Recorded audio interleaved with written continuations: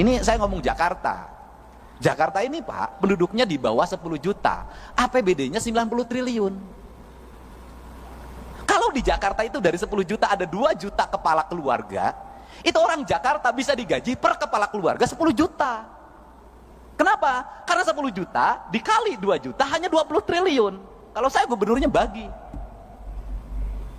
Beda, kalau Jabar 50 juta.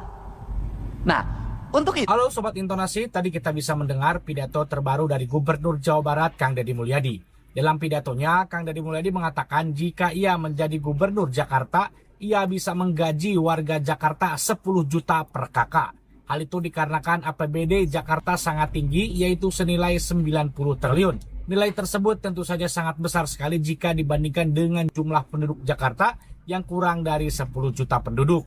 Tentu saja hal itu berbeda dengan penduduk Jawa Barat, di mana penduduk Jawa Barat mencapai hampir 50 juta penduduk. Tidak hanya itu, Kang Deddy Mulyadi juga tadi mengatakan jika perusahaan-perusahaan ataupun pabrik-pabrik yang berada di wilayah Jawa Barat itu membayar pajaknya kepada pemerintah Jakarta. Nah, pernyataan tersebut disampaikan oleh Kang Deddy Mulyadi di hadapan anggota DPRD.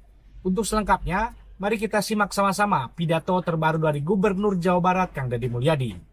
Nah, apa sih yang terjadi hari ini adalah pola pengelolaan keuangan yang tersentral. Nah, problemnya di mana? Ini saya ngomong Jakarta. Jakarta ini Pak, penduduknya di bawah 10 juta. APBD-nya 90 triliun.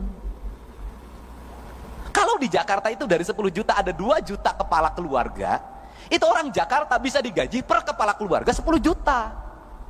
Kenapa? Karena 10 juta dikali 2 juta hanya 20 triliun. Kalau saya gubernurnya bagi. Beda, kalau Jabar 50 juta. Jakarta ini duitnya banyak. Benar. Tapi Jakarta duitnya banyak, itu duit dari daerah-daerah. Karena perusahaan di Kalimantan Timur, perusahaan di Sumatera Barat, perusahaan merembet di Kalimantan Selatan, perusahaan di berbagai, termasuk di perusahaan di Jabar, itu kantor pusatnya di Jakarta.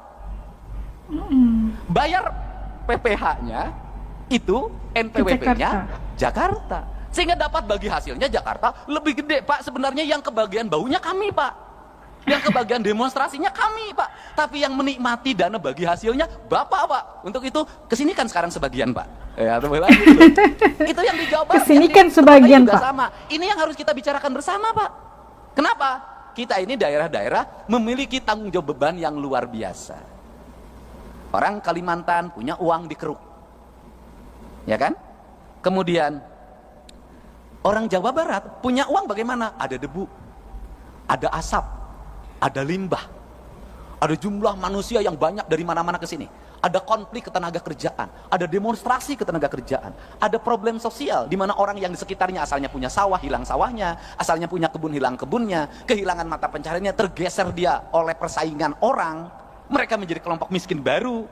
Nah, kemudian infrastrukturnya buruk, sanitasi lingkungannya buruk, pendidikannya sekolah-sekolahnya buruk. Ini yang menjadi PR kita untuk diperbaiki. Nah, kemudian Jakarta dapat duit gampang banget Pak. Hotel berbintang, tidak usah nagih kayak pajak galian C Pak. Dikejar-kejar, dibohongin sebagian, gitu loh Pak. Ada kemudian ada debunya, ada ancaman longsornya. Jakarta mah kagak Pak.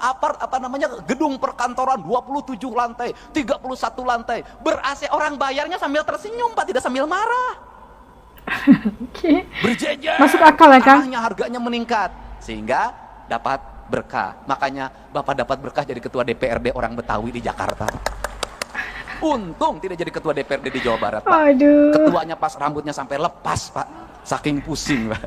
Nah, ini kan yang harus dibicarakan oleh kita, dan saya ingin para anggota DPRD dalam pertemuannya ada rekomendasi-rekomendasi kontributif bagi perbaikan bangsa, bagi upaya membangun keadilan sosial, bagi upaya melakukan kebijakan keadilan fiskal. Karena apa? Karena negeri ini hanya bisa dibangun dengan fiskal yang baik, fiskal yang sehat, fiskal yang terencana, fiskal yang terarah, dan fiskal yang tidak lari ke luar negeri. Fiskalnya harus berputar di sini. Nah, untuk itu, apa sih yang mesti kita lakukan hari ini? Mari kita bersama-sama melakukan telaah terhadap ini semua untuk kepentingan bangsa.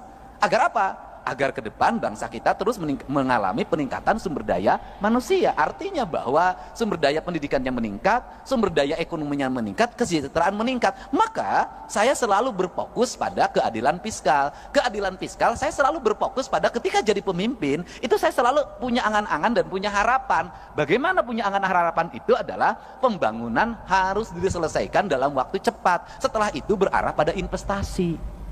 Nggak bisa pembangunan gini-gini terus. Yang tahun ini menjadi proyek tahun ini, yang tahun ini menjadi proyek tahun ini, yang tahun ini menjadi proyek tahun ini. 5 tahun proyek birokrasi itu juga, negara nggak akan maju sampai kapanpun. Tetapi yang harus dilakukan adalah apa yang kita selesaikan dalam waktu 1 tahun, apa yang waktu 2 tahun, apa yang waktu 3 tahun, apa yang waktu 4 tahun, apa yang waktu 5 tahun. Ini semuanya tidak boleh berulang. Pekerjaan kemarin harus tidak boleh dikerjakan hari ini lagi. Kenapa? Pembangunannya ke depan. Tujuannya untuk apa? Agar fiskal yang tahun kemarin itu tidak digunakan untuk tahun ini, dan negara sudah mulai berpikir untuk membangun kemandirian. Saya itu sudah punya rumusan, mudah-mudahan ini bisa dilakukan di Jawa Barat, adalah misalnya begini, desa itu berapa sih penduduknya di desa itu? Di desa itu ada potensi apa? Anggaran pembangunan desa itu harus segera dibikin skala prioritas, ditambah plus kabupaten, ditambah subsidi dari pemerintah provinsi, ditambah pusat, fokusnya di desa. Kalau di desa itu ada 7 RW, dibagi saja sebenarnya. RW ini bagian desa, RW ini bagian kabupaten, RW ini bagian provinsi, RW ini bagian pusat. Jadi membangun desa paripurna itu bisa selesai dalam waktu 2 tahun. Tahun ketiganya itu anggaran sudah mulai diarahkan, bukan untuk itu lagi, untuk kesejahteraan publiknya, jaminan kesehatannya, jaminan pendidikannya, jaminan hari tuanya. Tahun berikutnya harus lagi mengarah pada investasi, di mana uang itu tidak digunakan lagi untuk pembangunan infrastruktur lagi karena udah selesai, digunakan untuk investasi. Investasinya dikelola oleh perbankan daerah, di mana uangnya berputar, dipinjamkan pada lingkungan daerahnya, dan untungnya diperoleh lagi. Ini kan model koperasi zaman dulu sebenarnya, cuman dikelola secara modern. Nah kemudian uang itu berputar, maka dalam jangka panjang daerah tersebut akan memiliki kecukupan fiskal. Kemudian pembangunannya selesai. Terjadi pada negara mana? Pada Tiongkok. Tiongkok itu pembangunannya dilakukan secara terstruktur, terencana, dilakukan oleh negara dengan waktu cepat, kemudian negara memiliki kecukupan fiskal, kemudian Tiongkok berkembang investasinya, setelah berkembang investasinya, kebutuhan pembangunan di daerahnya dianggap sudah cukup, kemudian mereka punya fiskal yang cukup, mereka harus bergeser ke tempat lain untuk menggeser sumber daya manusianya, sumber daya ekonominya, diputarkan di negara lain, rakyatnya ikut kerja. Tetapi setelah proyeknya berjalan, mereka balik lagi dapat duit lagi 2-3 keuntungan. Dia pakai bahan baku dia punya dia pakai sumber daya punya dia, dan fiskal punya dia. Rakyatnya kerja, barangnya dijual, setelah itu dia dapat keuntungan lagi, balik lagi ke negaranya. Kita mulai berpikir desa-desa dan kabupaten ke situ. Dan ini harus kembali bahan diskusi. Kenapa? Karena kita punya tugas. Kita ini hari ini adalah pahlawan untuk anak cucu kita ke depan. Nah Sobat Intonasi, itu dia tadi ya pidato dari Gubernur Jawa Barat Kang Deddy Mulyadi. Bagaimana nih menurut sobat semuanya ya mengenai pidato terbaru ini ya? Ini pidato ini tentu saja disampaikan di hadapan anggota DPRD, bahkan Ketua DPRD Jakarta pun turut hadir ya, menyaksikan pidato dari Kang Deddy Mulyadi ini. Tadi Kang Deddy Mulyadi mengatakan seandainya yang menjadi Gubernur Jakarta, ia sanggup ataupun bisa memberikan warga Jakarta 10 juta per kakak.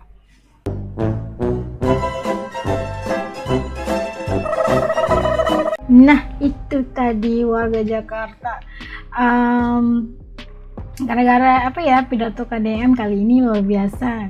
Misalnya nanti katanya dia kalau menjadi gubernur di Jakarta, dia bisa untuk mengatur bahwa gaji setiap ketua keluarga itu mungkin sebesar 10 juta gitu. Itu adalah anggaran perkiraan yang dibuat oleh KDM tentang apa yang melalui data-data yang dikutip, pastinya secara benar kan, data-data daripada Jakarta juga. Kita melihat bagaimana perusahaan-perusahaan yang dijalankan di tempat lain, tapi kantornya itu, pejabatnya itu ada di Jakarta, terus pajaknya dibayar kepada Jakarta. Pastinya Jakarta punya uang yang cukup untuk memberi gaji sebesar itu untuk orang-orang Jakarta gitu kan, tapi tidak berlaku. Justru itu KDM menyatakan perlunya ada ada satu formula khusus yang diaplikasi kepada pemerintahan setiap kabupaten atau setiap apa aja daerah gitu kan, supaya pembangunan itu dapat disegerakan daripada mengambil masa yang lama dengan pelbagai isu inilah itu ini kan. Jadi distrukturkan pembangunan itu agar pembangunan dan kelancaran itu bisa berjalan dengan lebih pantas. Mungkin sekadar 2 tahun pembangunannya, seterusnya hasilnya itu dapat dinikmati dan dipusing balik kembali kepada masyarakat dan semua mendapatkan manfaat daripadanya. Itu adalah sesuatu formula bijak yang digunakan oleh Kang Deddy Mulyadi pastinya, dan itu katanya harus diperbincangkan agar semuanya bisa diaplikasikan dan kita melihat bagaimana berhasil atau enggak gitu kan. Namun itu yang harus diambil kira oleh para pemimpin sekalian untuk bagaimana harus berlaku adil, harus memberikan pembangunan itu secara menyeluruh.